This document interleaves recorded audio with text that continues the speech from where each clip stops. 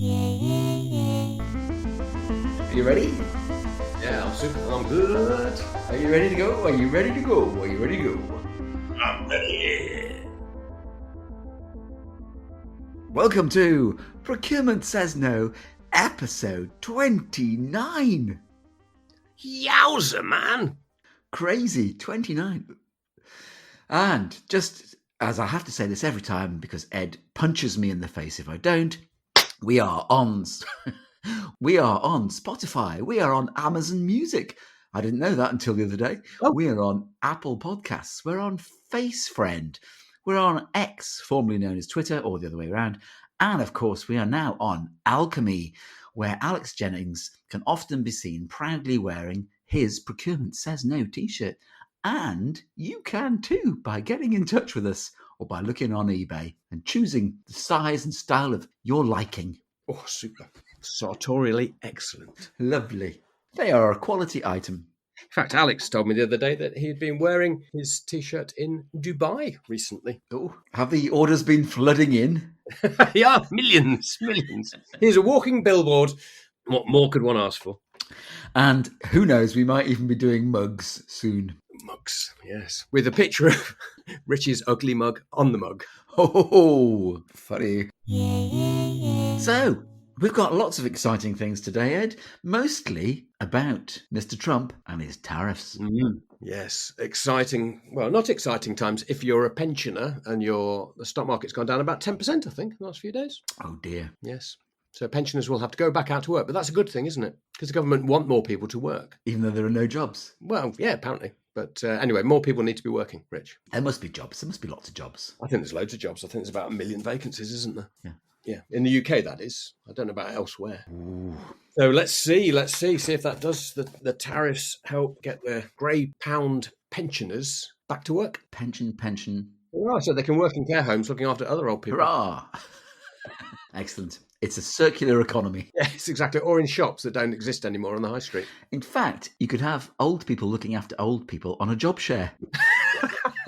I like your ideas, Rich. I like your ideas. Yeah, that'd be great. They could do 4 hours on, 4 hours off, couldn't they? Yeah, your turn to get in the bed.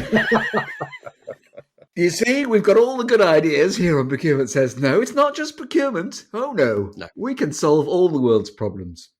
I think we've just done it. I think Rachel Reeves, the Chancellor of the Exchequer in the United Kingdom, I think she should take some of our ideas to heart, shouldn't she? She bloody well should. What does she know? Did she work at a building society or something? I think. Anyway, no, she definitely didn't. Or maybe she did. Or maybe she didn't. Who knows? Just by looking at her CV, you can't tell a thing. No, she did spend a bit of time at the Bank of England, I think, but then she moved to... I'm sure she worked for a building society. I think she was on job share at a care home. Hence her idea to get everybody back to work. Excellent. Have we got any stats on the podcast at all? Listeners, we are really motoring now. I think the Vegas trip really hooked us into a much bigger audience in the US. Looking at the stats, I think something like about 40% of our listeners are in the UK now and about 30% in the United States. Woohoo! And then a whole host of other countries that you'd be surprised at. Vietnam were on there recently and Cambodia. Russia keep on figuring. I thought we had sanctions against them. We've talked about that before. Yeah, everywhere you can think of, really. I've got some stats here which say 18% of our listeners are in companies of over 10,000 employees. Ooh. So there's a stat for you. Here's another stat. 14% of our listeners are in business consulting and services. Tippity top. 32.8% are senior people in their businesses, with 24% being directors. Ooh, fancy. And 3.6% being managing directors. Excellent. Isn't that good? All that stat type information. All of the stats. Only male and female. Doesn't say. Doesn't say. That's a bit sexist, isn't it? A bit sexy. Yes. The only thing that I thought was a bit queer with regard to the stats is that you remember when we figured in the charts in Nicaragua, or we were number one in the podcast chart. Yes. Yeah, we don't seem to see much in the way of downloads in South America, from what I can see. Most of it's either Western Europe, United States, Canada, etc., and then the Far East. Hmm. We get a lot of downloads and everywhere from Indonesia to Vietnam, as I said, to Thailand, Malaysia, etc. Lots of downloads in India, Pakistan, etc. So come on, you people in South America, get downloading. We'll come and visit you. Yes. Is there a ProcureCon South America? Oh, in Rio? Don't know. During the carnival? Oh, let's hope so. I say. Super. Yeah. So have you got any news, Rich? I've got no news. Oh, I've got a bit of news. Ooh. This is bad news. This is from the Yale Environment 360 Digest from the end of March. Despite the Ukraine war, Europe imported even more Russian gas last year. Rather than weaning itself off Russian gas by 2027, imports rose 18% last year, according to the energy think tank Ember. And this is despite the fact that demand for gas stayed flat. Italy, Chechnya, and France drove the uptick in shipments made possible by shadow vessels registered in nations without sanctions and whitewashing of gas imports. Russian gas shipped via Belgium, for example, then labelled as Belgian gas. What? Yeah. Last year, They're the famous gas producers of Flanders.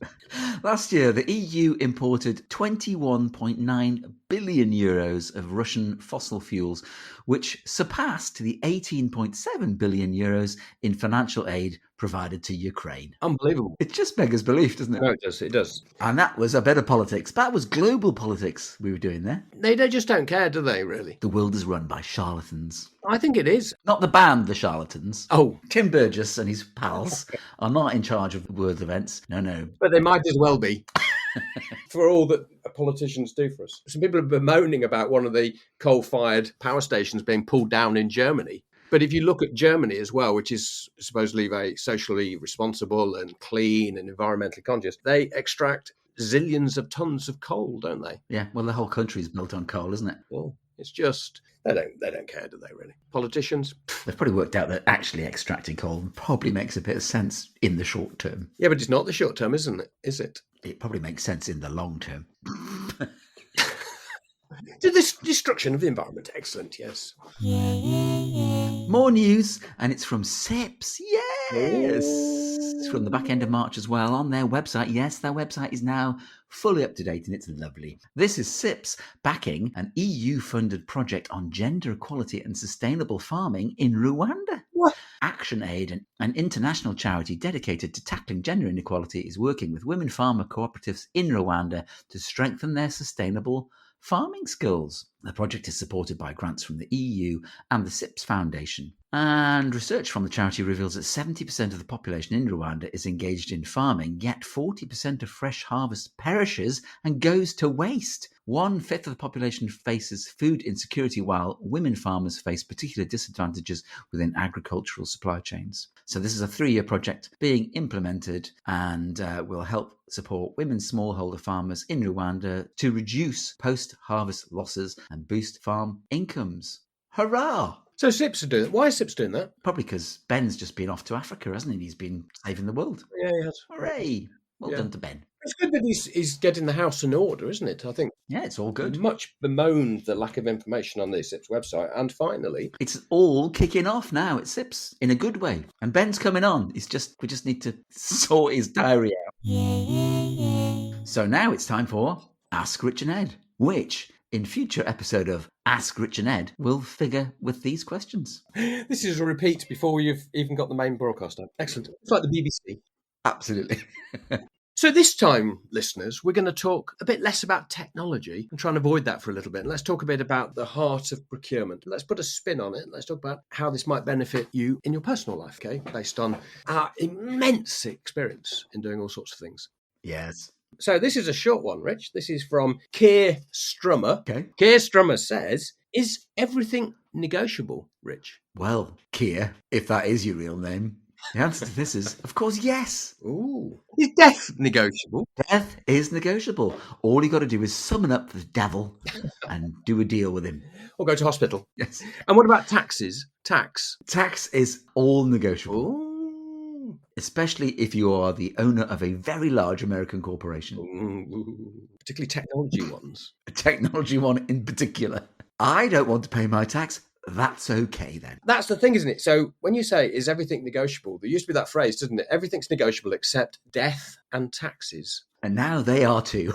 But that's just not true, is it? Because if you throw enough money at it and you have something very seriously wrong with you, use a cancer word, if you throw money at it, you can probably survive longer. So it is negotiable. Whereas if you just go into the wrong end of the health service, then maybe you won't live so long. And the other one is tax negotiable? Well, bloody course it is, because as I understand it, if you want to set up in Luxembourg, where a lot of companies do, they go to the Luxembourg authorities and say, we would like to pay 0.1% tax, please. Can we domicile ourselves here? And they say, certainly, sir. They say, we. We, yeah. Or yeah. Oh, there's somebody at the door. Hang on a minute. It's a Mr. Death. So, yeah, is everything negotiable? Yes, I think especially, as you say, if you're negotiating from a huge position of power, such as being the US president or the founder and co-owner of a vast American technologically high-powered, high-tech business, then yes. Yeah, it could be negotiable through the courts as well, couldn't it? Indeed. So, yeah, I think you might struggle to negotiate in the supermarket. I tried that recently. It didn't quite work. It ended up being a lose-lose. I worked out with a replacement product. They kept the product which was broken, even though I said I could have that bit of that broken product because you're going to throw it in the bin otherwise. And they said, no, we're going to throw it in the bin anyway. Oh, dear. I said, I'll pay you 35p for that item. Oh, yeah. But they chose the lose-lose. Pointless. So what tax you pay when you die is all negotiable, but in the supermarket, you can't negotiate. So there you are, Kia. Everything's negotiable, including death. Yes. Next question. This one is from... Oh, there's a bit of a PM theme going on. This is from Doris Johnson. It seems that the UK has got off lightly with President Trump's global tariffs at just 10% for most goods. What strategy would you adopt in dealing with the US and Trump on tariffs? How would you negotiate to get the tariff reduced? Well, it's Liberation Day. It's a great day. It's one of the greatest days. I love the word tariff. It's a wonderful word. Good Lord, how do you negotiate with the President of the United States? Well, I think you have to concede. He expects to win, and you need to give him that victory. But my starting point, from a British perspective, is I would invite him to meet the King in Scotland. Yes, that's always a good start. All negotiations, listeners, should start with an invitation to see King Charles in Scotland, ideally. At Balmoral. It's quite easily done. It's just a couple of phone calls. Yeah. So I think that there are certain gifts that money can't buy under any circumstance. And I think that's one of them. The universal tariff for every country in the world has been set by the US at 10%. The only exceptions are Russia, North Korea, and a couple of other, which escapes me. There's a bunch of others that are based on that calculation that they've done, isn't it? Oh, by the way, folks, if you're going to go for that King Charles thing, make sure you don't get Prince Andrew. Although he might be able to help you out on tax and tariffs. Yeah, he's also good with dealing with the Chinese, isn't he? So I think dealing with Trump, I think there's a bit of appeasement. I think you need to give in to him, but also give him treats. Soft diplomacy is the card for somewhere like the UK, because I don't think he has an axe to grind with the UK. I think if I was other countries, I think you're going to have to concede on inbound tariffs in your country. 50 countries worldwide have already contacted the US, say they're going to drop inbound tariffs on American goods. Which is obviously what he wanted, wasn't it? That's the game you have to play, and I think that you have to allow that game to play out for his term of office, and then hope that things change thereafter. So don't go for the route that Mark Carney has gone for, the Canadian Prime Minister who's retaliating. Probably not going to end well, is it? A Canadian-American trade war. That's not going to end well. It's not going to end well at all. I think it's a bit like, if you're negotiating with a supplier and the supplier's got the upper hand, sometimes you just got to roll with it. As Oasis said. But then later you get your own back. Don't fight him. He's the master of the biggest economy in the world, the most powerful nation on earth at the moment. What do you think, Rich? Remember, folks, there's lots of history lessons here from the US going unilateral in their various different foreign policies. The US, did you know this, Ed? The US imposed big tariffs way back in 1897. The William McKinley tariffs, and I think Trump is a big fan of William McKinley. His tariffs were up to 57% on UK goods, though bizarrely they were masked at the time because of the huge strength of the UK economy and the new improved Empire First strategy to export to the empire. Rah, rah. Well, there you are. History lesson. Yeah. Do you want another history lesson? Yeah, go on, give us some more. Then there was the 1929 Smoot-Hawley tariffs after the Wall Street crash. in the belief that they would help grow the US economy. Sounds familiar. Mm. And that one led to the Great Depression and the rise of fascism in Europe. So that didn't work quite so well. Isn't this the law of unintended consequences, isn't it? Yes. And then I've got another one. Yeah, go on, fire away. I've got another one where Nixon decided to abandon the globally agreed gold standard, which was when the dollar was backed by gold, the price of gold, and then other currencies were pegged to the dollar. That one was unilaterally decided by the US, and that led to the global recession of 1973, the oil crisis, inflation hitting between 10 and 20% in Europe, and the 3-day week in the UK. So it's all good. So we love it when the US goes it alone. It all works out wonderfully. Whatever happened to that nice Richard Nixon? Oh, yes. Wasn't there something called Watergate? Was there as well? Oh, I don't know. Yeah. Anyway. So, yes, I think tariffs generally not going to work well. I mean, I did listen to there's something on the radio the other day about soybean exports. And this is quite interesting from a commodity perspective for those of you buying commodities. The US export about a third of all of their soybeans, and they produce about 120 million tons of soybeans in the world. And the biggest importer of soybean is China. Oh, dear. So China may put revenge tariffs, which is going to cause a knock-in demand for US soy exports, is then going to lead to an overall massive increase in capacity for soy, which will then lead to supply outstripping demand, which will then lead to the commodity prices going down, which will then lead to all the farmers going bust. So it doesn't really work for crops, although I didn't realize this when I was reading about the soybeans thing. So soybean seems to be one of the few US crops which is they're sort of an exporter, or they're an exporter of it. And apparently 97% of US crops are actually in trade deficit. I didn't know this. Wild that is, isn't it? Given the size of the United States. Yeah, they import a massive amount of food. So I can see where Trump is sort of coming from on this. They import, everything from avocados, coffee and sugar. Their trade deficit is due to be 49 billion this year, apparently. Oh, wow. Be careful, because it's unintended consequences happen all the time. Yeah. However, in the UK, we love foreign goods being dumped on our doorstep at low costs, and that'll do wonders for reducing our inflation in the UK. And we love a bargain. No, we love a Chinese EV. Unintended consequences, right? Tariffs are set. How does China react? China does a reciprocal tariff. I think it's 30, off the top of my head, 37%, something like that. But in addition, what people aren't talking about particularly is that they've put massive restrictions on rare earth metals being shipped to the US. Oh, yes. Which they were already doing anyway, but it speeded up that process. What else happens? What's the punishment for the United States? What's the unintended consequence of the action by the US on China? So are the Chinese going to start dumping goods in Europe? Are they going to start dumping them in the UK? And then restricting rare earth metals, so we're not going to be able to do all sorts of things with semiconductors, and all that kind of stuff will go wonky again. There must be a series of things that are made that are predominantly made by Chinese companies in China itself. So is there not a response from China and other nations to stop supplying the US? Yeah. So rather than reacting purely on the tariff, the Chinese have said, yeah, you've set a tariff on us of 37%. We're going to do the same to you. We're not going to buy your soybeans anymore. But then also, we're not going to supply stuff. So you think of electric vehicle batteries and various other things. And that additional impact is what probably a lot of people are probably worrying about and thinking about. What are the unintended consequences of this? Here's another one.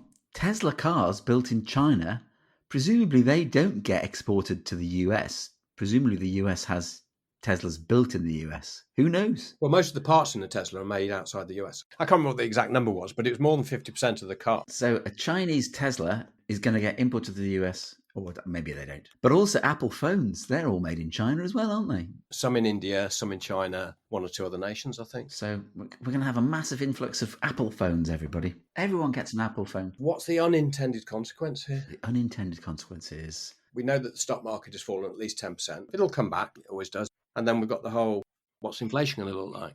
Well, here you go, though. A limited trade war might lead to the various national banks to reduce interest rates, leading to a reduction in inflation and reduced mortgage rates. So everyone's a winner.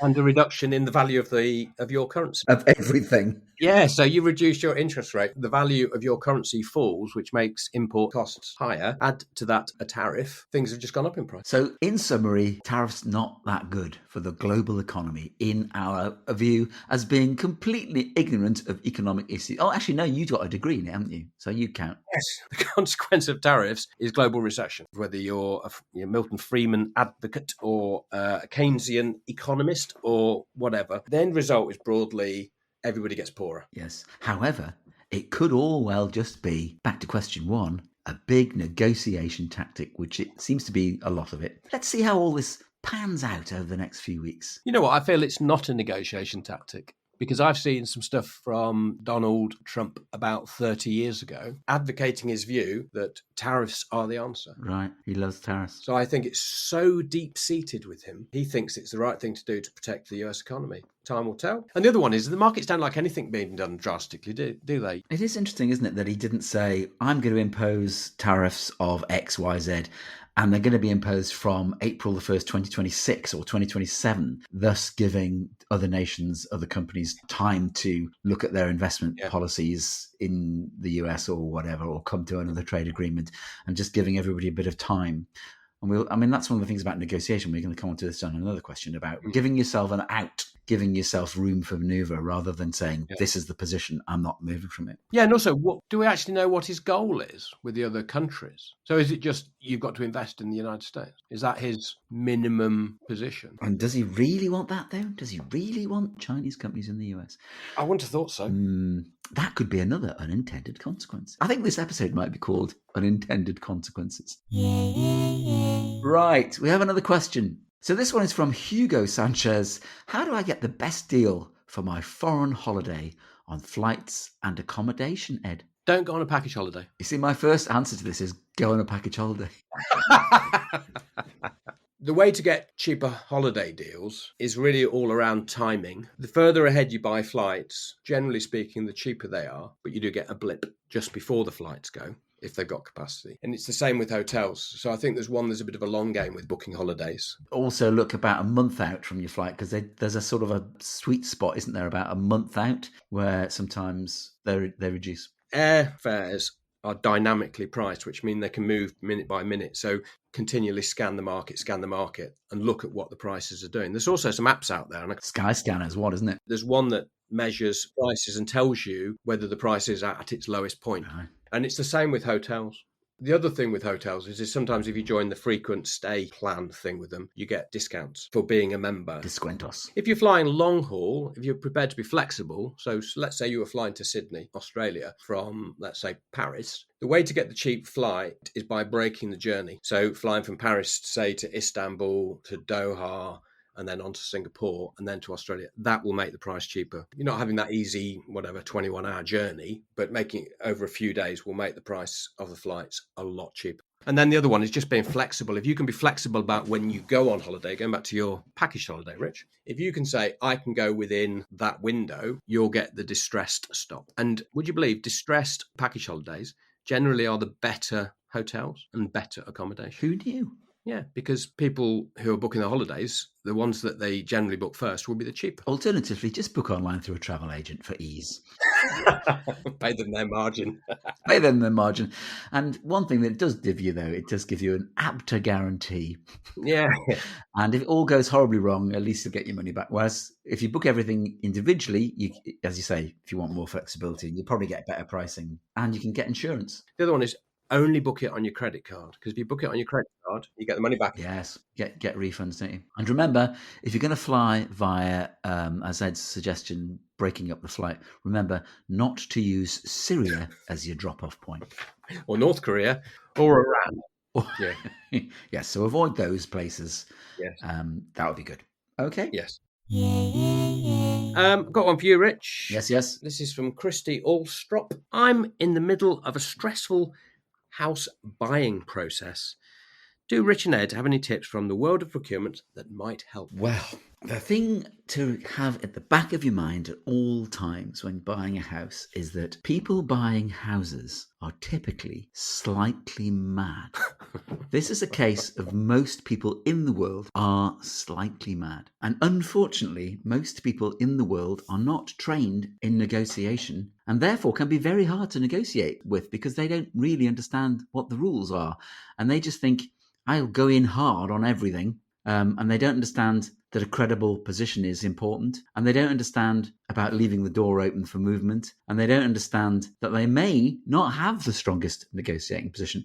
So try to understand the other side's position. Are they keen to move fast? Are they keen to move slow? Are their finances extremely tight or not? What are they looking for? What's missing from your house? Did they want a garage? Did they want off-street parking? Did they want a garden? Did they want 3 bedrooms? Are they looking for a doer-upper, or are they less interested in certain things? Get us a really good view of what it is that they're after, because they might actually not really be that interested in your house. It's number 15 on a list that they've got. And even though you're not likely ever to have any kind of buyer-seller relationship ever again, I think it's important to play nicely rather than to be difficult. I mean, normally when you have a buyer-seller relationship where you're never going to meet again, it doesn't really matter how you treat each other because you're not going to ever do the deal again. But I think in house pricing, it kind of becomes personal, doesn't it? So play nicely and also be prepared for a very slow process, particularly in the UK. Online conveyancing has speeded things up quite a lot and it gives a great visibility of what's going on, but it is a slow process, isn't it? And it can be quite frustrating. And it's different. It's very different in different markets, isn't it? Because in Scotland, in the United Kingdom, it's a sealed bid process, isn't it? And it's legally binding once you bid. If you give the highest bid, you have to buy the house.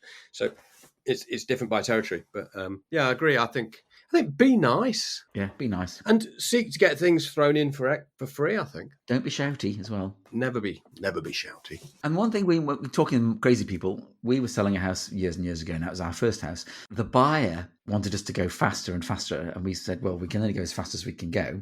And the buyer then backed out 3 weeks before completion, citing that the process was too slow, which was completely irrational. So I sort of phoned them and said, that's the most irrational thing ever. Like, you've now pulled out because we're too slow, but we were like 3 weeks away from completing. By doing that, you've set yourself back months again. So we persuaded them that they would come back into the process again. But again, it was like, if they'd thought about that as a negotiation tactic, think about how credibly you can get back into the game without just really looking a bit daft. In these processes of buying stuff personally, house, cars, whatever, is that people don't always act rationally because they're not used to negotiation or that situation. So, having a rational, normal conversation. Be logical, be rational, and don't be shouty. Okay, next question is from Harrison Christie, and it says, I am in the middle of a stressful car buying process. I have a car to part exchange, but wonder if Rich and Ed have any suggestions from the world of procurement that might help. A suspiciously similarly worded question. Similarly, yes, but different. Indeed. Harrison didn't mention whether it was a new car or a second-hand car. No. Car buying is about timing and month end and quarter end. Yes, if you're buying any car, yeah. Not if you're buying it privately, because then you just haggle. But if it's part exchange, one assumes that you're going to a garage or a car sales place of some form. The whole play with buying a car is about the incentive to the dealer around how many vehicles they've got to sell and what sort of kickbacks they're getting from the manufacturer. Yes. Or if they're selling a second-hand car, they don't have a kickback from the manufacturer, but they have other things to think about, like maybe they're going to sell it to you on a lease deal in some form or lend you some money to help you purchase the vehicle. So you have to think that they're driven by quarter ends and month ends and hitting targets to get performance bonuses, whether that's for the salesperson themselves or whether the dealership itself. So you need to play the time card and try and understand from the supplier how business is. So good starting point if you're buying and selling your car, part exchanging your car, is when you go into the dealer, find out what sort of deal they'll offer you, leave them hanging on, find out how sales are going, have a general chat with them. We said earlier about being nice to people, is have a sort of very generalized conversation about, what's the market like at the moment, how the car's selling, what's popular, break down the barrier and try and get a bit of an insight into how things are going for them. Because if you go in on the last day of a quarter, the dealer is possibly thinking about hitting a target number of cars sold. and will make you a very, very good offer if they need, a few more vehicles to be sold at the end of that quarter to hit their performance targets. So timing is everything for me, and understanding the market. And the other thing I'd say, if you're going to go out, let's say you're going to go and buy a Ford, what Ford dealers hate is not the thought of you losing your sale to, I don't know, General Motors or somebody. They're worried about losing a sale to Ford. So what you can do is play Ford dealerships off against each other if they're close enough together. So there's a few plays. I don't know if you want to add to that, Rich. Let me just go and talk to my manager about that. This bloke wants to buy a Focus. He's talking to the people down the road. What do you think? Yeah, I think we should do it. I think we should do that. Yeah, we should do that. All right then. Yeah, hello, Mr. Cross. Yes, we can do that deal. Would you like to sign here? What else would you throw in? Nothing. Hang on. I'll go and check with my manager. It depends, doesn't it, all this again? It depends if you're a petrol head or someone who's really interested in cars, or if brands are really important to you as well, or, as you said, how important is new versus used, or if you're a crazy person who wants to buy a new EV. Clue, they lose a lot of value in the first 1 to 2 years. Government subsidies are going, gone. Vehicle tax is going to get you, which is why the EV market is in turmoil. So that's a good time to lease an EV. Yeah, leasing EVs is good. Buying EVs bad. Do your research, but timing is all. And as you say, Rich, I think if you're prepared to take any family-sized saloon and you're not wedded to a brand, shop around. Shop around. And beware online sales sometimes, because you can't see the car before it arrives on your driveway. I've done this a couple of times, and then the car arrives and there's something wrong with it, and you go, ugh. And the dealer says, oh, sorry. And then you have to faff about getting it put right. And they would have put that right before they even sold it if they'd been a bit smarter. Similar to house buying, leave the door open. Don't say this is my final offer and then proceed to make another offer. You lose credibility. And the other thing is, as you say, don't be shouty. Don't be aggressive. If you're in the Ford dealer and you're being aggressive with them, he doesn't really give a toss. No, you've seen it all before. And a lot of people are aggressive because they don't know how to negotiate. So the way that they turn is to become shouty and awkward and difficult. So don't be. Be in control. Shouty is like losing control. Calm and relaxed, you maintain control. You maintain your logical brain. And our next question is actually from Calm and Relaxed. This one is from Carmen Relaxed, who says, my company appears to be reducing its stance on its ESG policies. I, however, am really keen on sustainability. However, I do work for a munitions company. What's your advice, Ed? We make things and kill people. Not a good starting point, really, is it? I don't think. If you're selling to the MOD in the UK, their expectation is you do have an ESG program, and probably 10% of the bid will relate to it. It's, I think, from a British and American perspective, given that they use depleted uranium in the pointy bits of their bullets and shells, because it penetrates armour better, but it leaves radioactive material on the battlefield. I think if you're really bothered about ESG, maybe that's not a sector to work in. Similarly, for those people who work for British American Tobacco. Peter Smith put something on the other day on Linked Up about ESG, I think it was Accenture. An Accenture business had been dumped from his bid because they've reduced their ESG policy. They're still doing ESG, it's just they've decided that not to republish it or something. Yeah, probably reacted to the US government, haven't they? Because it's all been DEI, diversity, exclusion and so forth, have been diluted in the US, and I think it'd be the same with the SG. So companies will react to the market, won't they? But at the end of the day, why do companies pursue an ESG agenda? Well, there's two reasons, really, isn't it? Either makes things cheaper, i.e. they're cleaner, therefore they've got less waste or whatever, or they use less electricity, therefore their carbon footprint is less, which is a saving in itself, or their market demands it. So if you're a retailer, it's demanded of you, isn't it? So Carmen, there you go. If you really believe in that sustainability stuff, then you need to probably look at the sector that really values it. Not to say that defence companies don't value sustainability, but they are coming at it from a different position, aren't they? They're making things that can be sometimes defensive, but many defence companies make stuff that is about damaging and destroying things. Good save, Ed. Next question. This is the last one we've got today. And this is from Dave Plummer, I'm in the middle of a stressful kitchen renovation. I'm not sure how to go about buying all the appliance I need, so I thought I'd ask Rich and Ed if they have any suggestions from the world of procurement. No, it sounds too stressful to me. That does. It sounds very stressful. I would suggest you get yourself somebody to do that for you. Just outsource it. Outsource the problem. I think if you're buying a new kitchen, then I think it's not a bad idea when you buy it from the company that provides it to get them to offer to do everything and just get it as a bespoke job and then negotiate them down. I think a lot of the big kitchen suppliers get really good deals on their appliances because they've made deals with appliance providers. They're getting all sorts of kickbacks on their white goods, the fridge and the washing machine and all that. And I think that therefore you have some room to maneuver by negotiating with them. Also, then you're covered by the warranty and all the rest of it. So I think it's not a bad move to look at a sort of turnkey solution, all in one from one provider, as opposed to trying to buy all the bits and bobs myself. So there you are, Dave. I agree with that in its entirety, as they say. Ooh. Yes. Harmony. Go for the turnkey package rather than trying to deal with lots of different tradespeople wandering in and out. Just one thing to say, just on all of those things, not so much the house buying, but the car buying and the kitchen buying stuff, is that you're probably going to have to sign a contract. We haven't touched on that, but they won't move on the contract. But generally speaking, most of their contracts for providers are tried and trusted contracts that are set by their industry body quite often. So I wouldn't worry unduly about those agreements. In law, you're broadly protected as a consumer.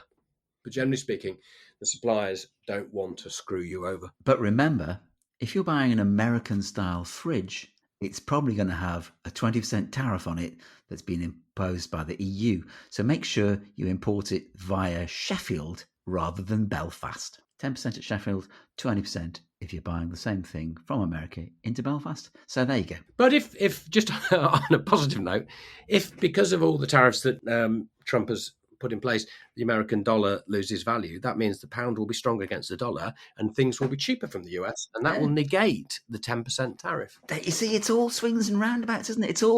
It's very, very complicated, this stuff, and it causes all sorts of things to happen in an unintended way. Anything could happen. Anything could happen. And it probably will. So this one's going out in a couple of weeks' time. So by which time the world will have either ended because of Trump's tariffs, or it'll have all settled down nicely. Or the Chinese will have invaded Taiwan in retaliation, and then we'll be moving towards World War III. Excellent. And on that bombshell, we'll see you next time on Procurement Says No.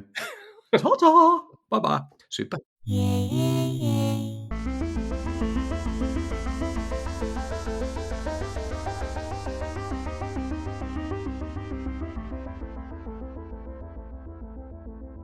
Almost like nature knows what it's doing. And the same with beavers. So with beavers, they've said the same, and their farmers, don't want beavers on my land, bloody things. But they make the land better. Well, hey-ho. Yeah, anyway, farmers know best. Yes. Oh, no, yeah, we'll kill all the bees because we want to grow sugar beet. Oh, right, that's all right then. No bees, we're dead. Don't worry, we can import honey from China. No, but no bees, no pollination. We're all starving to death. No, that doesn't matter. We can just import that from China as well. And the same with beavers.